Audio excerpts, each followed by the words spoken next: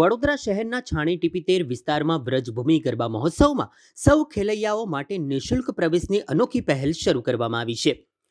વડોદરા શહેરના છાણી ટીપીતેર શહેરના સાંસ્કૃતિક વારસાને જીવંત રાખતા છાણી ટીપીતેર વિસ્તારમાં આયોજિત વ્રજભૂમિ ગરબા મહોત્સવ પોતાની આગવી ઓળખ ઊભી કરી રહ્યો છે, જ્યાં મોટાભાગના ગરબા આયોજનમાં મોટાભાગે ફી કે પાસ લેવામાં આવતા હોય છે, જ્યાં વ્રજભૂમિ ગરબા મહોત્સવ તેની નિઃશુલ્ક નીતિના લીધે શહેરમાં ચર્ચાનું કેન્દ્ર બન્યું છે, જેમાં ખેલૈયાઓ અને પ્રેક્ષકો માટે નિઃશુલ્ક આયોજન કરવામાં આવે છે। 17 વર્ષથી ટીપીતેરમાં વ્રજભૂમિ નવરાત્રિ ગરબા મહોત્સવના પ્રમુખ તરીકે મેં માતાજીની કૃપાથી 17 વર્ષથી અહીંયા ગરબા ચાલુ કર્યા છે। મેં મારી આખી સમગ્ર કમિટી દ્વારા અહીંયા કોઈ પણ ચાર્જ લેવામાં આવતો નથી। રમવાના બી પાસ ફ્રી છે, જોવાના પણ પાસ ફ્રી છે।